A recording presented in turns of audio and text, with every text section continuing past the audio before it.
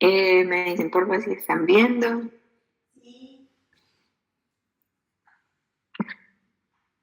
¿Para qué? Entonces, listo, gracias. Bueno, entonces la idea hoy es hablar como del síndrome constitucional y el cáncer como un síndrome, ¿listo? Entonces, ¿cómo lo vamos a abordar así? No vamos a ver que tiene como una clínica específica, sino que pues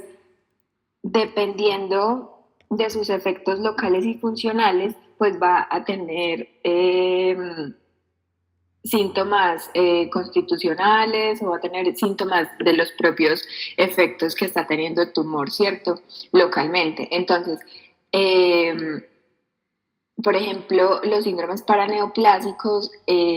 también los vamos a tener en cuenta acá y vamos a ver que dentro de las manifestaciones clínicas de un cáncer, por ejemplo, puede ser por efecto de masa, entonces ahí va a comprimir estructuras,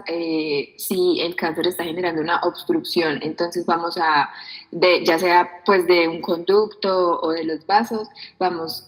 a tener también otra manifestación, otra causa de manifestación, que puede ser las úlceras con hemorragia, cuando el cáncer ya ocasiona una invasión y una destrucción tisular, cuando hay, por ejemplo, tumores secretores de hormonas y por ende hay producción ectópica de las hormonas. Entonces, pues todas estas diferentes maneras en las que se puede presentar un cáncer va a hacer que que los debamos abordar de una manera sindromática eh, porque pues hay demasiadas causas. Entonces, por ejemplo, la verdad es que hoy vamos a hablar como de muchos ejemplos eh,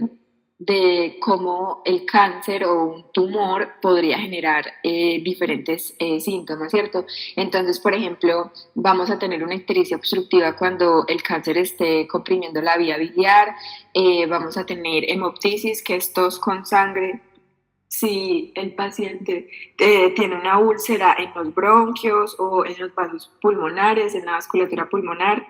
el dolor óseo, que pues no sé si han escuchado, el dolor del cáncer es muy fuerte y el dolor óseo cuando hay ya infiltración del cáncer al periósteo, pues es un síntoma clínico demasiado molesto y demasiado impactante para los pacientes. Y también, por ejemplo, tenemos el hipercortisolismo, que es cuando tenemos una producción ectópica de ACTH. Entonces, les empecé hablando ahorita que desde la semiología los síntomas más generales van a ser la pérdida de peso, la anorexia, la astenia, por ejemplo, la fiebre, el dolor, el sangrado normal, los síntomas compresivos y la disfunción del órgano comprometido. Pero pues cuando hablamos de los efectos locales y los hormonales, hablamos también de la fisiopatología del tumor, ¿cierto? Entonces, primero, pues el crecimiento anatómico del tumor, si el cáncer está desplazando, está infiltrando o está destruyendo otros tejidos, pues ahí va a ocasionar un dolor cuando va a infiltrar los nervios, el periósteo, que es el ejemplo que hablamos ahorita, la pleura, el peritoneo. Vamos a hablar de una hemorragia cuando hay úlceras en las mucosas, cuando los vasos sufren erosión. Vamos a hablar de obstrucciones ocasionadas por el cáncer, por ejemplo, cuando esa masa va a estrechar los bronquios, el intestino, los uréteres o las vías biliares, y vamos a hablar de pérdida de función cuando esta masa pues ya va a reemplazar el parénquima normal que tiene pues como la función del órgano que está afectando. Y también podemos hablar de la producción o de la secreción de productos, eh, biológicamente activos como son las hormonas, ¿cierto? Entonces, algunos tumores endocrinos van a producir hormonas verdaderas y otros van a producir moléculas que tienen como una composición o molecularmente son muy parecidas y pues van a generar otros cuadros endocrinos, ¿cierto? Entonces, por ejemplo, esto lo vemos cuando hay hipoglicemia por un insulinoma. Este tumor, pues, como su nombre lo dice, o ahí en la diapositiva estaba mejor escrito, un tumor productor de insulina, eso es el insulinoma. Entonces, ¿qué hace? Pues el paciente va a tener hipoglicemias muy marcadas y caídas de la glucosa muy marcadas porque constantemente este tumor está produciendo insulina, lo que hace que la glucosa se internalice en la célula. Y también tenemos la hipercalcemia, que es causada por pues los tumores productores de de la paratormona o de la hormona de la paratiroides, ¿cierto? Que esto se da porque pues esta va a estimular los osteoclastos para que hagan resorción ósea, lo que va a liberar el calcio que está pues en el hueso y el fósforo a la sangre, ¿cierto? Pero entonces en el riñón, la acción que tiene la paratormona en el riñón es que va a reabsorber ese calcio en el túbulo contorneado distal. Y pues eso, y también va a disminuir la reabsorción de fósforo o de fosfatos para evitar que todos pues estos dos minerales se precipiten y formen, por ejemplo, digamos, o cálculos o una crisis de gota. ¿Cierto? Y pues lo que dice en la otra columna de la diapositiva, que los signos y síntomas específicos del cáncer dependen de qué tipo de tejido o qué órgano esté afectando, el tamaño del tumor, la alteración funcional, la agresividad, o sea, con cuánta capacidad de replicación y de invasión del ciclo celular tienen las células tumorales y qué respuesta al tratamiento tiene. Por ejemplo, en la OCEA de mama, algunos cánceres son sensibles a hormonas, entonces el tratamiento va a estar enfocado en pues el retiro de las hormonas y en otras medidas. Pero si el cáncer no responde a las hormonas, entonces pues se van a tomar otros caminos o estrategias terapéuticas, ¿cierto? Entonces eso es como a grandes rasgos lo que hemos hablado. Les he dado muchos ejemplos, pero pues lo que debemos saber es que las manifestaciones clínicas de una masa cancerígena pues van a ser dependiendo de qué, de sus características de replicación y de dónde esté afectando, ¿cierto? Entonces hablamos de la caquexia cancerosa o lo que les he hablado, el síndrome constitucional está caracterizado por una pérdida involuntaria de grasa y masa muscular. También pues va a tener anorexia, astenia, adinamia, debilidad profunda y deterioro funcional. Y es muy importante en el interrogatorio del paciente preguntarle y entender que el paciente en este caso no está perdiendo peso porque coma menos, sino que él pierde peso porque el tumor y el huésped generan un estado catabólico sostenido, ¿cierto? Entonces, o sea, la pérdida de peso es no intencionada. Aunque tenga un poco de hiporexia, el paciente con cáncer no va a ser, esa hiporexia no es significativa para adjudicarle totalmente la pérdida de peso pues a ese síntoma, ¿cierto? Entonces, porque aunque no hay cambios, o sí hay cambios, pero muy poquitos, como les decía, con la hiporexia, en la dieta ni en la actividad física, no justifican la pérdida de peso. Y no sé si más adelante hay una diapositiva, pero pues se los digo de una vez, una pérdida de peso significativa se toma en cuenta o está definida como la pérdida del 5% de peso corporal en 6 meses. O sea, si un paciente empieza pues y consulta porque ha tenido pérdida de peso, porque la ropa le queda grande, porque, bueno, por anorexia, por astenia, entonces lo vamos a pesar y si ha perdido el 5% de su peso corporal en los últimos 6 meses o de su peso usual en los últimos 6 meses, pues la debemos enfocar como una pérdida de peso significativa. Y lo que les decía, que ese estado catabólico que hace que pues, el paciente pierda peso está favorecido por mediadores como los factores o los TNF y otras citocinas inflamatorias, y además de la activación de otras vías proteolíticas como el sistema ubiquitina proteosoma que favorece la degradación muscular. Y clínicamente, pues la caquexia importa porque va a empeorar la tolerancia al tratamiento, la cicatrización, la inmunidad, la calidad de vida y el pronóstico. Entonces, por ejemplo, el paciente se va a ver adelgazado, va a tener sarcopenia, va a tener baja reserva funcional, va a tener astenia y muchas veces pues va a tener disminución del apetito o lo que se conoce semiológicamente como hiporexia, ¿cierto? Y eso es muy importante porque, por ejemplo, igual, no hablando de un paciente, pues enfocándolo en síndrome constitucional, sino un paciente desnutrido, por ejemplo, un niño desnutrido, a veces las suturas con las que pues, se debe hacer el cierre de piel y el cierre de estructuras en una cirugía no pega igual o no tiene el mismo como sí, el mismo resultado que una persona que tenga una buena reserva funcional y no esté desnutrido, simplemente porque no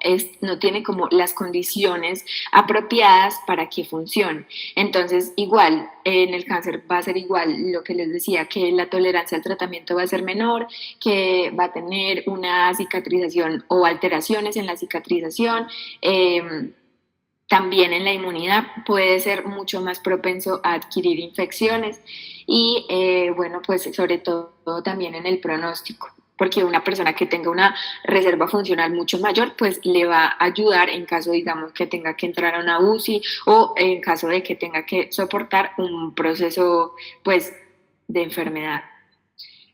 Entonces, ahora, ¿qué es el síndrome paraneoplásico?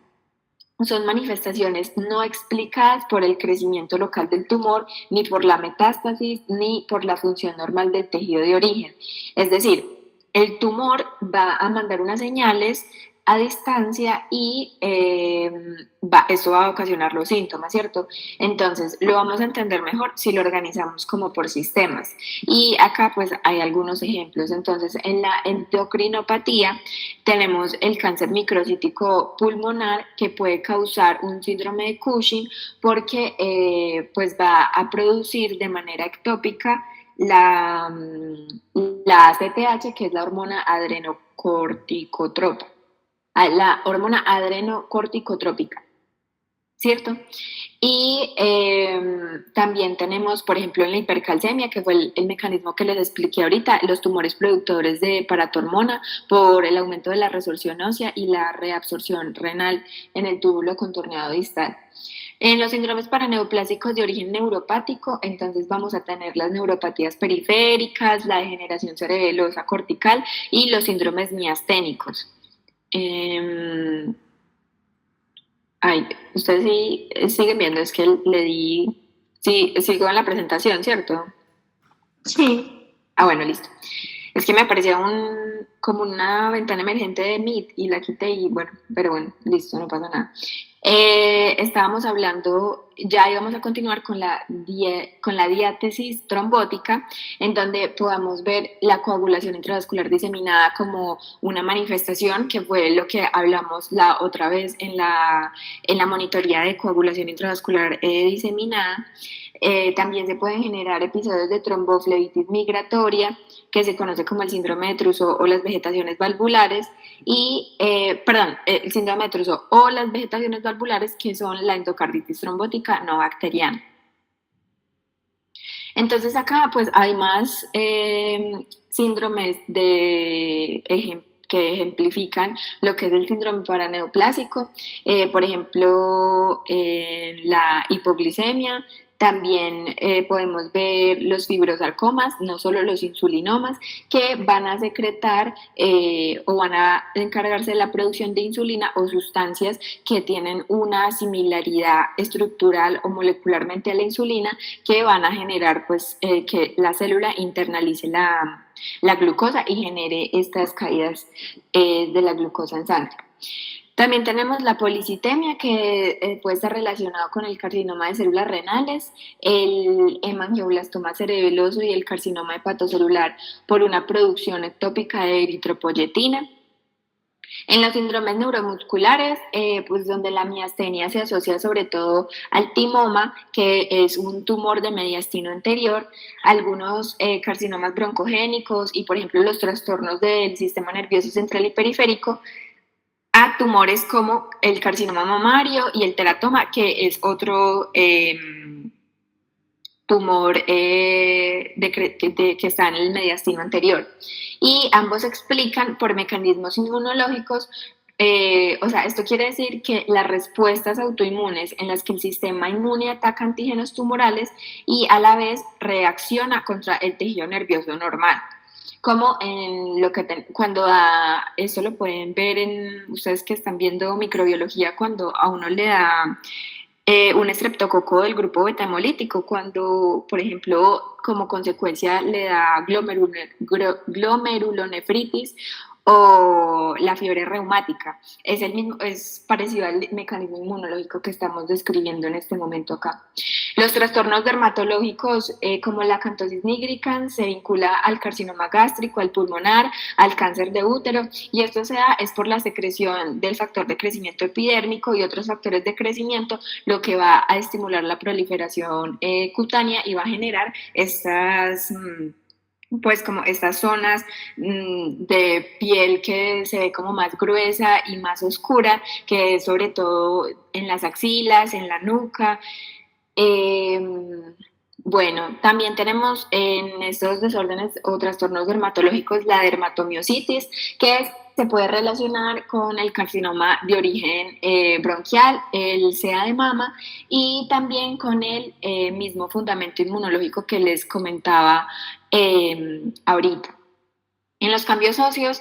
articulares y en los tejidos blandos, entonces tenemos, por ejemplo, la osteoartropatía hipertrófica y el hipocratismo digital, que están muy asociados al carcinoma broncogénico, y pues se describe que es como por un proceso de proliferación fibrovascular del lecho unguial distal que se media o que está mediado, impulsado por factores como el factor de crecimiento endotelial vascular, las prostaglandinas C2 y los factores de crecimiento derivados de plaquetas que pues pueden ser sustancias inflamatorias, ¿cierto? Y en las manifestaciones vasculares y hematológicas, pues lo que hablamos ahorita, la trombosis venosa migratoria o el fenómeno de Trousseau, que es muy, o se asocia mucho al carcinoma pancreático, al de pulmón, y pues esto se explica es porque muchos de estos productos tumorales pues van a activar la vía o la cascada de la coagulación y va a generar un estado protrombótico. También vimos en la diapositiva anterior, les comenté la endocarditis trombótica no bacteriana que está asociada a cánceres que ya están como en un estado avanzado y pues tienden hacia la hipercoagulabilidad y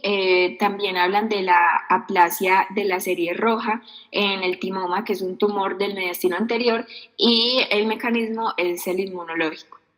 Y por último, pues tenemos el síndrome nefrótico que puede acompañar varios cánceres y está explicado por depósito de antígenos tumorales y por inmunocomplejos. Entonces, el diagnóstico, cuando hay síntomas o una prueba de detección anormal, la función de nosotros como médicos, ¿cuál va a ser? Va a ser integrar los antecedentes del paciente, el examen físico que hagamos en el consultorio y los laboratorios que enviemos junto a las imágenes y la biopsia. Y pues acá un paréntesis muy importante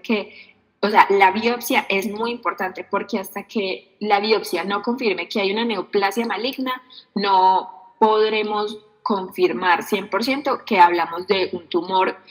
maligno, porque digamos en una imagen podemos ver una masa con comportamiento o aspecto sugestivo de malignidad, pero esto no nos va a confirmar si es cáncer ni los marcadores tumorales que más adelante los vamos a ver.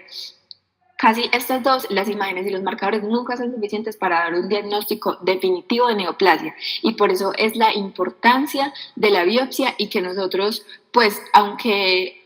a veces en la clínica es súper seguro que un paciente tiene CA porque ha perdido peso, porque uno lo ve con unas características pues como desalentado, con astenia, con adinamia y hasta a veces se les puede ver la masa o pacientes que empiezan a tener disfagia, que es dificultad para tragar de un momento a otro y que no haya otra explicación y en la imagen tengamos una masa que esté comprimida